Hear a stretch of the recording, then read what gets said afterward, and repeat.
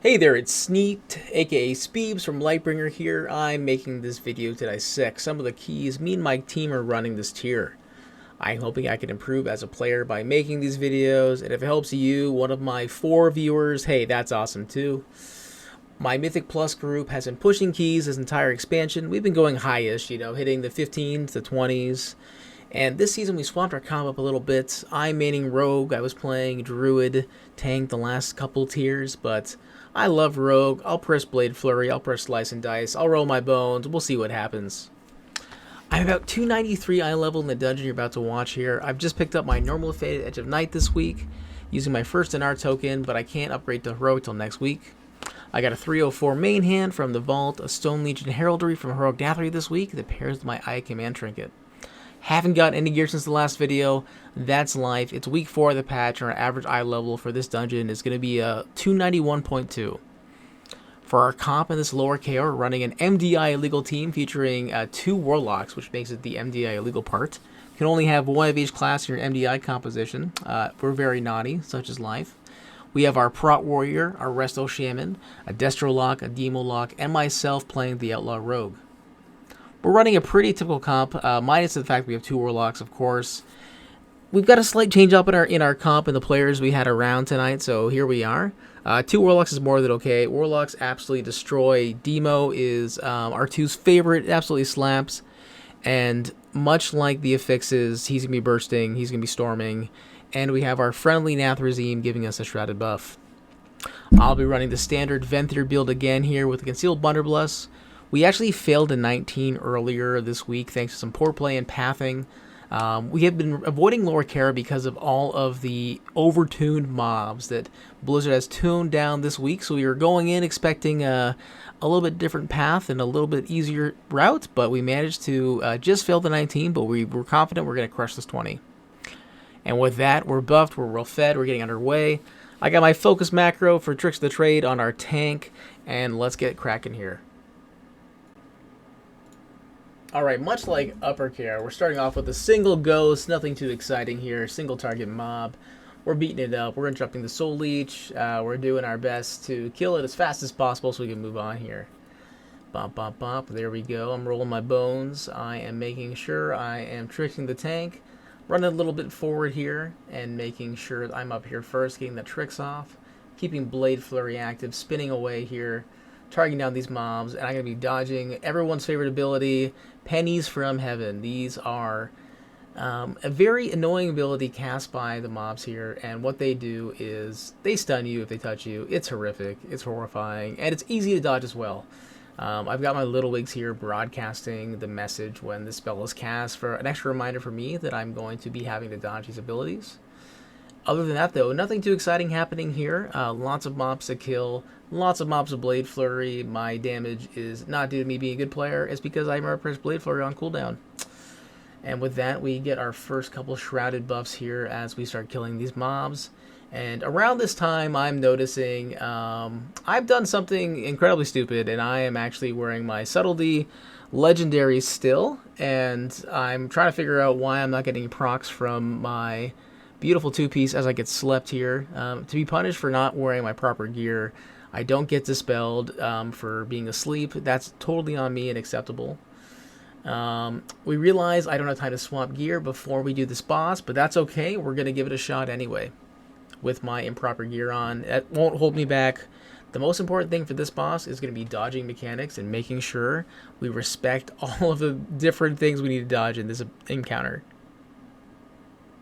Who doesn't love a love story?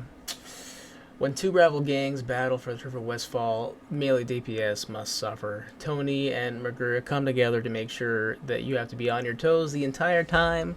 Starting with Tony and his gang of ruffians, you gotta watch out for the Burning Leg Sweep, a huge AoE that Tony's gonna cast here. You can see me moving my way out of it. As well, we have the dashing Flame Gale that's gonna be creating tornadoes all over the place. You can use Cloak of Shadows to soak, not soak, but not have to dodge the tornadoes. However, there's better uses for that later on in the fight, and with a 2-minute cooldown and a way to reduce it with kicks using conduits, it's best to just dodge this mechanic. Again, we're going to use our huge range and reach from Outlaw to make sure we can engage these mobs as much as possible. We're going to keep Blade Flurry up the entire time. We're rolling our bones here. We're slicing, dicing. We're dodging away. Going to keep this up until Mergria comes out, at which point there is even more dodging to do. So not only does she have ads that we can actually kick this time and stun and use blind on, we can vanish and cheap shot, but it's best just to interrupt them. I'm using a mouse over kick macro here as best as I can to try to get some kicks in.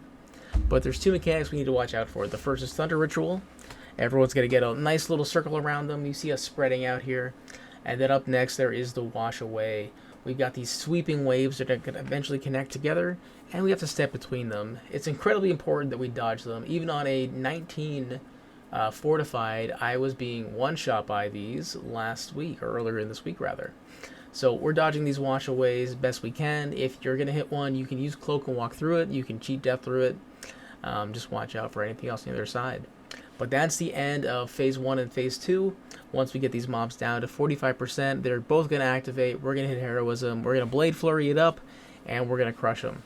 They don't need to die at the same time. However, the encounter will not stop till they're both dead. So it's best practice to keep them at around the same percent, but it is not necessary. But between the Thunder Ritual, the Wash Away, the Leg Sweeps, and the Flame Gale, you're going to have more than enough to deal with beyond just trying to get them down. But as you can see here, my team pulls it off. We kill the mobs, and we're going to move on here. And I'm going to Hearth the Dalaran and swap my legendary now, because I'm an absolute moron. And as you can see, I pulled off my first cheat death proc of the dungeon by accidentally getting slapped by one of these beautiful blue waves. Didn't see it between the 10,000 different Warlock minions, and or I am just a little bit blind, actually. With that, I'm hearthing back and quickly swap my legendaries. I've got WoW on an SSD, yet it still takes me a hot minute. Of course, when you get summoned into a dungeon, you don't get summoned at the exact spot you were summoned to. You have to run there, and now you can see me running through here very quickly, trying to get back to my group, as they're already doing the Opera Trash here. You can see my tank taking a lot of damage here. We somehow get a bunch of mobs at once. This part of the dungeon is really, unfortunately, cursed for whatever reason. These mobs love bringing friends with them. Not sure if it's an issue with pulling through the walls or what. We end up just blasting through them, though, blowing some cooldowns and doing our best to stay alive using our health stones, health potions, all that fun stuff. You can see I go down here to a Poetry Slam. That beautiful white light beside me is actually a damage buff. However, the mobs actually do a number of AoE abilities that punish you for using them. It's really easy to pull off as range, but a little harder as a melee class. You can see the Poetry Slam has a little kind of yellowy, swirly aura around it. That's the thing you want to stay out of that I did not. But here we are, pushing through, kicking these mobs' butts, getting my fresh health potion here. And we're going to move on to the mini-boss. Again, I'm going to swap to Wound Poison before we get the pull-in. And there we go. We've got a friend with this guy here, so we're going to use Blade Flurry. This, of course, is a Poetry Slammer. One of the frustrating things about this part of the dungeon is how little you can actually see what's going on. We've got our friends from the Karazhan version of this dungeon just hanging out, blocking our line of sight in some cases. Not actually blocking line of sight, but blocking my physical line of sight to the stupid multiple abilities I'm trying to dodge. Nevertheless, mob goes down, I swap back, Instant Poison right away this time, not making the same mistake as the last dungeon, and we're going to start cracking these backup singers. You need to interrupt that Firelands portal. If it goes off, you're going to have a terrible, terrible time. The mobs they summon are more dangerous than the Firelands. An entire expansion dedicated to the Firelands would not be adequate enough to really encompass the amount of damage those singers can do. But that said, though, we're going to stick to the right side of the wall here. We don't need all of the dungeon's mobs, and we're going to make sure we just clear the right side here and just sneak by hugging this wall here. Up we go, and we go on to part of the more dangerous side of the dungeon. These fellows here are the Flashlight Gentlemen, and they are incredibly cruel. The best way to pull these mobs is to pull them all at once. By doing that, you're going to be aligning their flashlight cooldown to the same timer. And that means you'll have to turn around once. There's only one flashlight to dodge. We unfortunately pull 3 in total here and accidentally misalign those. We lose a couple folks to flashlights. I'm able to stick around though. We get the res off. We keep going. The trash here isn't super dangerous. There's these elite mobs walking around with these big trash packs. Even on Fortified, they went down pretty smooth, but our tank was taking quite a bit of damage even when using mitigation. I accidentally pull threat here. I was not using my tricks properly. Realized that it's better for me to move, to run back. I can stealth through the mobs we missed. Abusing that left side there, making sure I'm getting back to group as soon as possible. As you can see, I managed to finish off the pull with the group, despite the fact that I died during it. So, my fellow rogues, always be thinking about when the best time to release is when you're dead. They will not be battle resing you unless it's a boss fight, most likely. Anyway, though, moving on to the trash in Maiden's Corridor. Nothing super exciting here. Keeping Blade Flurry up, kicking the kisses as best I can. Kicking the kisses, oh my god. Anyway, that's okay. The trash here has been nerfed as well. They've had a number of abilities removed. Before the nerfs, this trash was absolutely brutal. But with the nerfs, we felt it was pretty reasonable. You can see we're actually pulling extra groups here. We have a Bloodlust that cannot be sated except with percentage. Getting a few extra Dreadlords that are just hiding in that corner there. And with that, we're going to go into the Maiden of Virtue. So Maiden has not seen very many nerfs or buffs. She's more or less the same. Her abilities haven't changed. They just had their numbers slightly tweaked pretty much since Legion came out.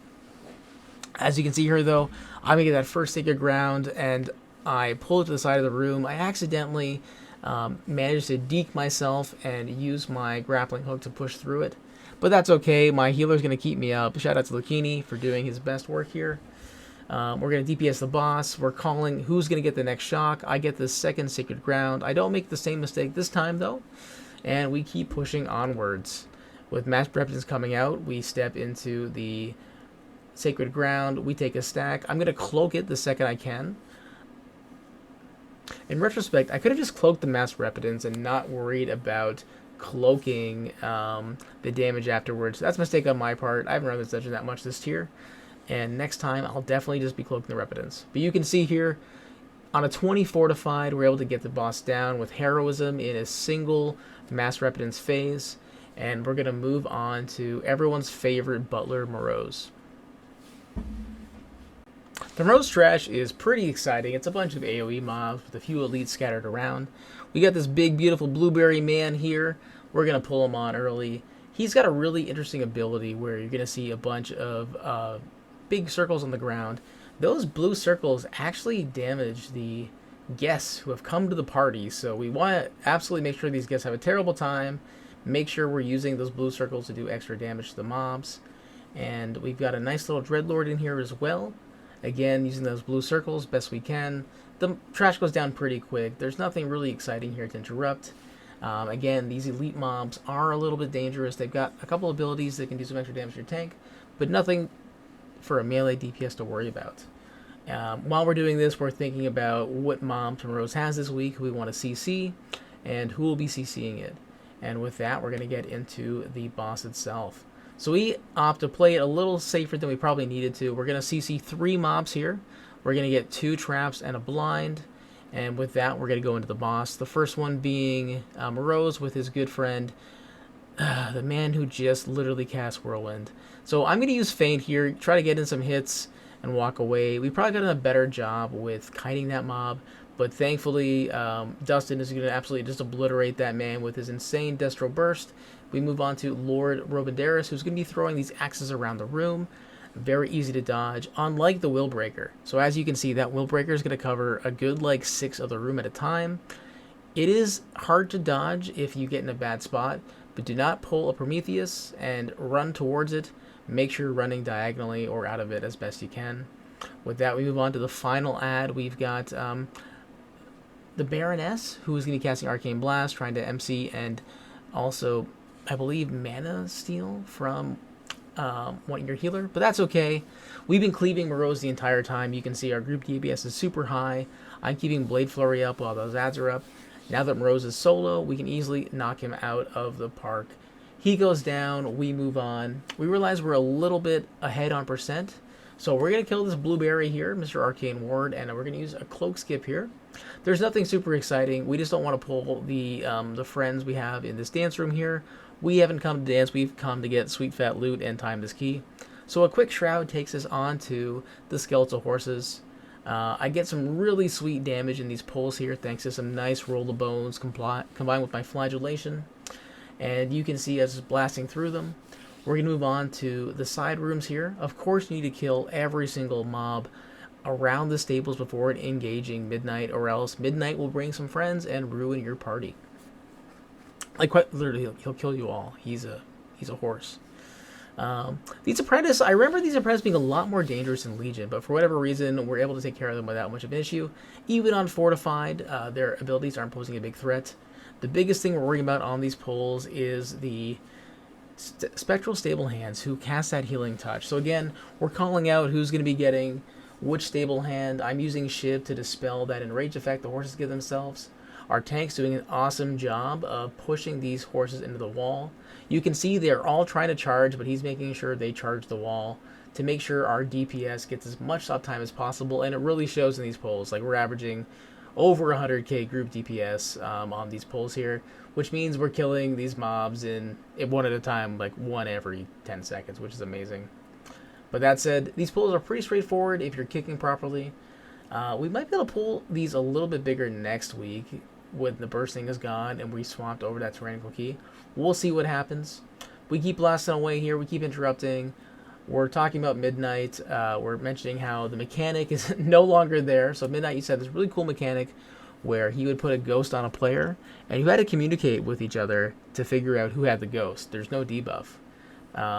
Blizzard removed the coolest ability in this dungeon. That's life. Here we go. On to Midnight. He's got a couple interesting abilities, but this first phase is really straightforward.